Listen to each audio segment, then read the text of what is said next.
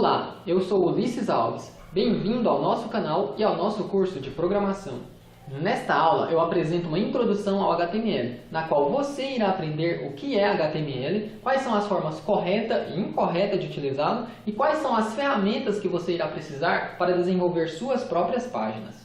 Isso será importante, pois dará a você uma visão geral sobre o HTML, o que tornará mais fácil para você entender este e os demais tópicos que estaremos abordando no decorrer de nosso curso de programação.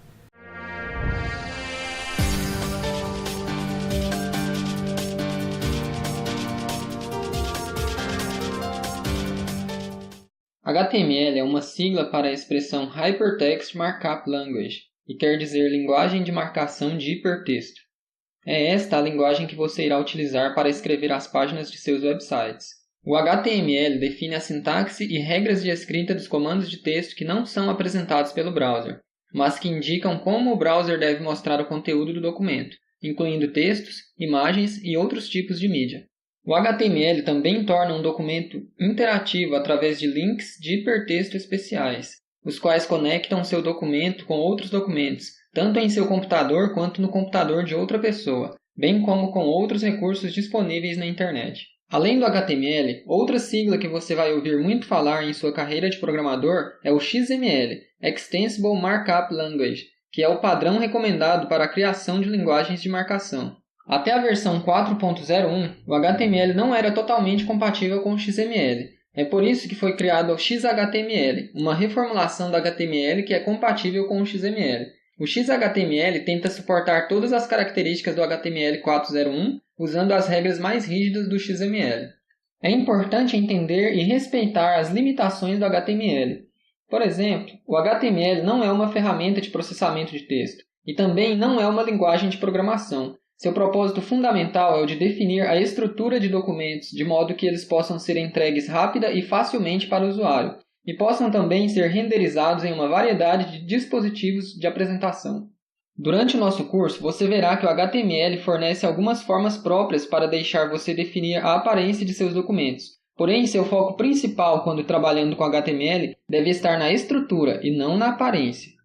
Naturalmente, a aparência é importante, já que ela pode ter efeitos positivos ou prejudiciais sobre como os usuários acessam e utilizam as informações em seus documentos. Mas para isso existem as folhas de estilo cascata, mais conhecidas como CSS, do inglês Cascading Style Sheets. É por meio do CSS que você irá definir a aparência de seus documentos, estruturados com HTML e XHTML. O HTML contém vários meios que permitem a você estruturar o conteúdo de seu documento, sem se preocupar com sua aparência final.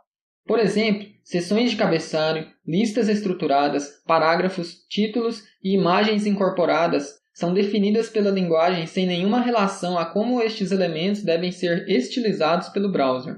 Tentativas de utilizar estes e outros elementos de estruturação de conteúdo para produzir efeitos de formatação específicos raramente funcionam da mesma maneira em todos os navegadores. Não perca seu tempo tentando forçar o HTML a fazer coisas para as quais ele não foi projetado para fazer.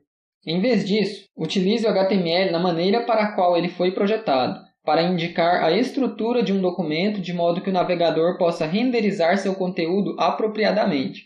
Desta forma, seus documentos irão se parecer melhores e irão funcionar melhor, e seus leitores serão imensamente beneficiados por isso. Apesar de você poder usar o mais básico dos editores de texto para criar documentos HTML, a maioria dos desenvolvedores tem uma caixa de ferramentas de utilitários de software que são um pouco mais elaborados do que um simples editor de texto.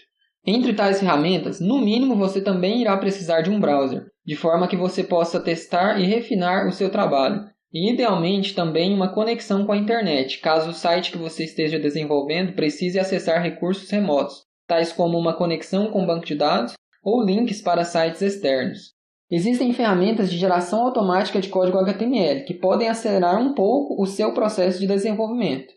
Entretanto, muitas delas geram código adicional desnecessário ou redundante, o que aumenta o tamanho de seus documentos, consequentemente tornando mais lento o download da página e tornando também mais difícil a leitura do código-fonte em caso de ser necessária uma manutenção em tais documentos. Especialmente quando editando o mesmo documento em duas ferramentas diferentes de geração automática de código, corre-se o risco de que a segunda ferramenta não irá entender a estrutura do documento deixada pela primeira ferramenta, de forma que o arquivo acaba se tornando ilegível. Situações como essa não são difíceis de acontecer e podem levar sua página a apresentar erros estranhos, tais como quebra de layout ou a página ser mostrada completamente em branco. Por isso é muito importante que você se torne fluente em HTML, para que você possa intervir em casos como este, editando manualmente o documento e retornando-o a um estado válido, corrigindo assim o erro da página e tornando o arquivo novamente legível pelas ferramentas automatizadas que você utiliza para fazer suas edições. Lembre-se sempre de visualizar todos os seus novos documentos e testar suas funcionalidades antes de liberá-los para uso aos seus usuários finais. É recomendável também que você tenha vários browsers diferentes e até mesmo versões diferentes dos mesmos browsers, de modo que você possa sim verificar se sua página funciona corretamente nos diferentes ambientes em que seus usuários estarão acessando seu website.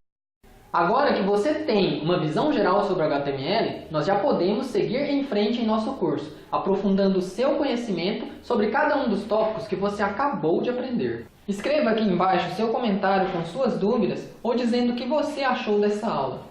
Compartilhe este vídeo com seus amigos que também são programadores ou que têm interesse na área de desenvolvimento de software. E se inscreva no canal para continuarmos juntos o nosso curso de programação. Até nossa próxima aula!